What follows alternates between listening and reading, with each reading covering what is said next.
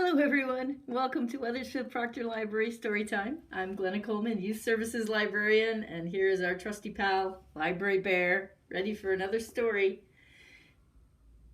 Today we're going to do a tribute to Joanna Cole, author of the Magic School Bus series. So here I have the Magic School Bus Inside the Human Body by Joanna Cole, illustrated by Bruce Degen. Now, if you know anything at all about the Magic School Bus stories, you know that they are very involved. So I'm going to read a lot of it, but some of the things on the sides, the reports from the school kids, I won't be able to read to you. There's the class chameleon. And there is the main character, science teacher, Mrs. Frizzle.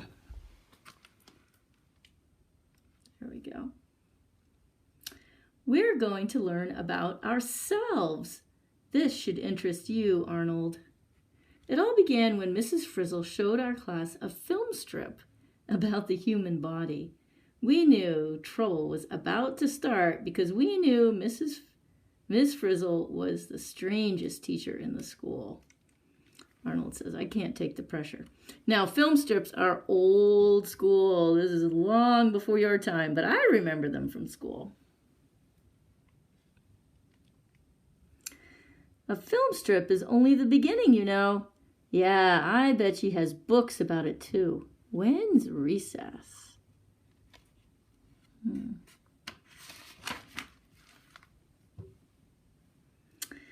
The very next day, the Frizz made us do an experiment on our bodies. See your own cells. Most cells are so small that we can't see them without a microscope. 1, gently scrape the inside of the cheek with a toothpick. 2, stir end of toothpick in a drop of water on a slide. 3, add a drop of iodine solution to color cells. 4, look at slide under microscope, see your cells. This girl says, ooh, weird. So they did the experiment. Then she announced that we were going on a class trip to the Science Museum. We were going to see an exhibit about how our bodies get energy from the food we eat. Your cells need energy to help you move, grow, talk, think, and play.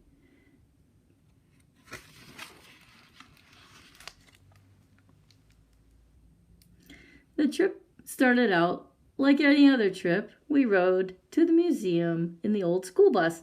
Along the way, we stopped at a park for lunch. I'll trade you these terrific fish sticks for that horrible peanut butter and banana sandwich. Forget it. Take a look at her shoes. Please, I'm eating. When it was time to go, everyone got back on the bus. Everyone but Arnold. He was still eating at the picnic table, daydreaming and eating a bag of Cheesy Wheezies. When you eat, your body digests the food so your cells can use it to make energy, Mrs. Frizzle says.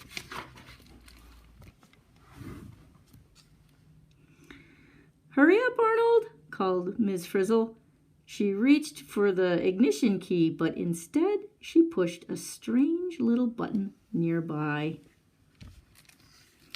At once, we started shrinking and spinning through the air. From inside, we couldn't see what was happening. All we knew was that we landed suddenly. Arnold says, gulp, hey, where's the bus? And then we were going down a dark tunnel. We had no idea where we were, but as usual, Miss Frizzle knew. She said we were inside a human body going down the esophagus, the tube that leads from the throat to the stomach. Most of us were too upset about leaving Arnold behind to pay much attention.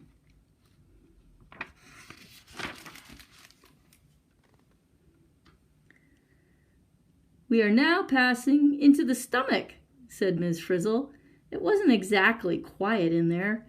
The walls of the stomach moved in and out, churning and mashing the food into a thick liquid. The bus was turning round and round, and digestive juice splashed the windows. Now we knew how it felt to be a hamburger. Mrs. Frizzle says, "Roll up your windows, children." Ms. Frizzle drove to the bottom of the stomach. "We'll drive through this opening to the small intestine," she said. In the small intestine, food is broken down into molecules tiny enough for the body cells to use. Now Arnold over here is saying, "I don't feel so good. Maybe it was something I ate."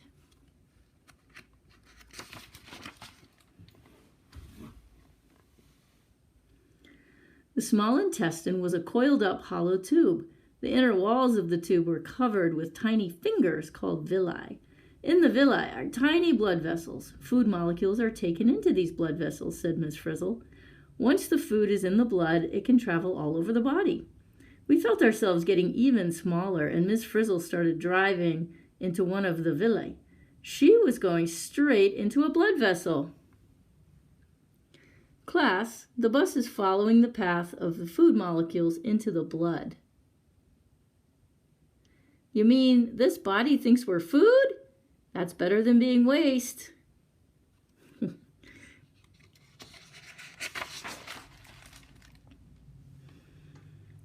Now we were in the blood. But it did not look red. Blood is not just a red liquid, explained Miss Frizzle. Blood is made of cells floating in a clear fluid. Those cells look like red rubber saucers, someone called out. Those are red blood cells, Miss Frizzle said. Red blood cells carry oxygen from the lungs to all the cells of the body. Here and there, a white blood cell was busy destroying disease germs. White blood cells are like soldiers protecting your body from enemies, said Miss Frizzle.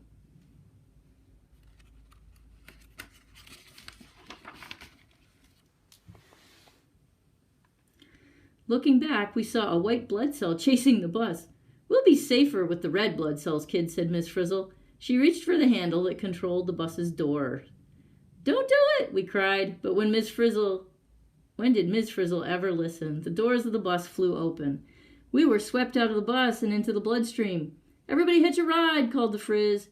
Each kid grabbed a red blood cell as it went by.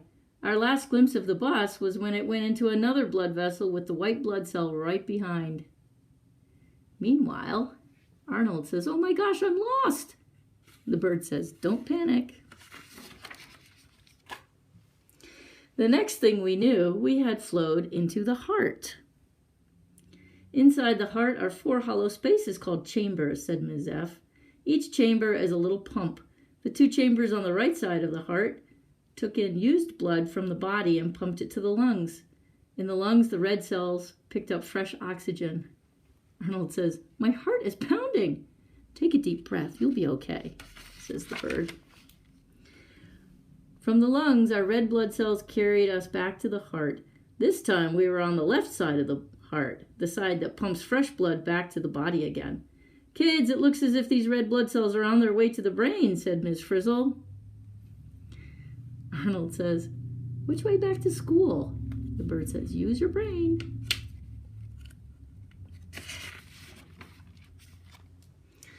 When we reached the brain, we let go of our red blood cells and squeezed out of the blood vessel. It was hard to believe that this wrinkled gray blob was the control center of the body. Ms. Frizzle said the brain is made of billions of busy nerve cells. They're constantly sending and receiving messages from the eyes, ears, muscles, and other parts of the body. Arnold says, "Let's see, Ms. Frizzle was driving that way to the museum, so our school must be this way." "Good thinking," says the bird. We left ahead by climbing down the bones of the spine. Inside the bones was the spinal cord, a thick bundle of nerve cells, stretching from the brain. Smaller bundles of nerve cells branched out from each side of the spinal cord. These carried nerve messages to all the parts of the body. We followed some nerves that went to the leg muscles. The leg muscles were working hard. They needed a lot of energy. They used up a lot of food and oxygen from the blood. The heart was beating faster to carry fresh blood to the muscle cells. Arnold says, "I'll get there sooner if I run." "The more active you are, the faster your heart beats, says the bird. We entered a nearby blood vessel. The blood was moving so fast we were afraid we would lose each other. But at that moment the school bus floated by. What a relief! We jumped on and went up through the heart and lungs again, just the way we went before. When we emerged from the bloodstream, we were in a huge open space. Where are we? Asked a kid. Miss Frizzle explained. Children, this is the nasal cavity. The what? We asked. The inside of the nose, said the Frizz. Suddenly we heard a deafening noise. It sounded like, ah, ah. Arnold says, I think I'm going to sneeze. The bird says, use your hanky. Then we heard, chew! Class, the sound you heard here is a sneeze. Anything in the nose can make you sneeze. It could be a bit of dirt or dust or some bacteria. In this case, it happens to be a school bus. A tremendous blast of air hit the bus full force. We flew forward, spinning around and around. Children, prepare for landing. Please remain seated until the school bus comes to a complete stop. Achoo! Gesundheit, says the bird. We were going so fast, we couldn't see anything, but we could tell we were getting bigger. Then, thud, we landed. There we were, back at school, and there was Arnold in the school parking lot blowing his nose. Arnold, we said, the trip was amazing. You should have been there. And everybody says, where were you? Back in the classroom, it was business as usual. Ms. Frizzle made us draw a chart of the human body for the bulletin board.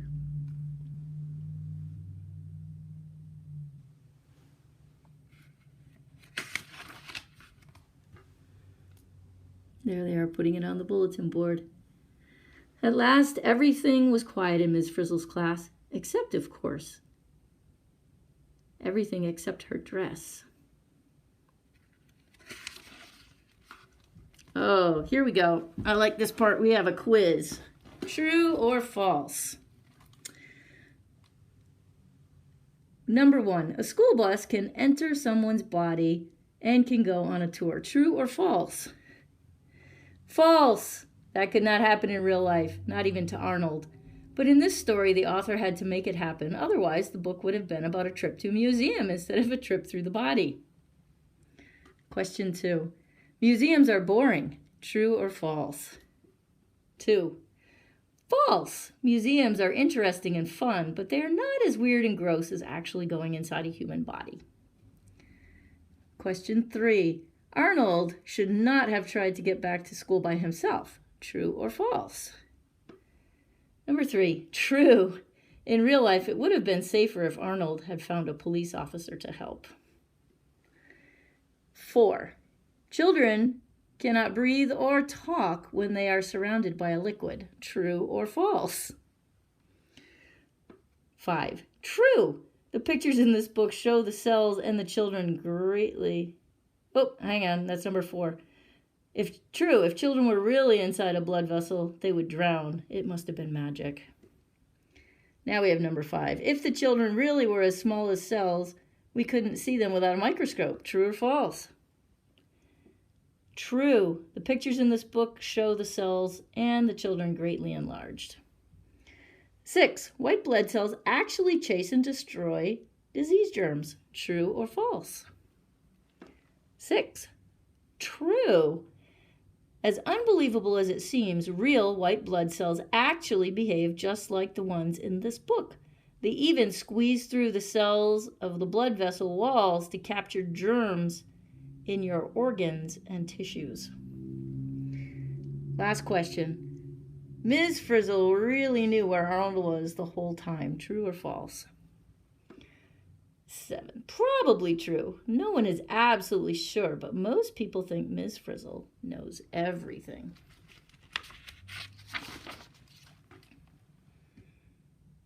And there's the last part of the book, the illustration. Well, I hope you enjoyed our story for today. Oh, there! The Magic School Bus Inside the Human Body by Joanna Cole with illustrations by Bruce Degen. Now, if you want to check this book out, you can see that alongside each page there are little snippets of information written by members of the class that I just couldn't read because of lack of time. But this one is really interesting. You may want to check the book out. And this says, "Why are the intestines coiled up?" by John. In an adult, the intestines are 7.5 meters, 25 feet long.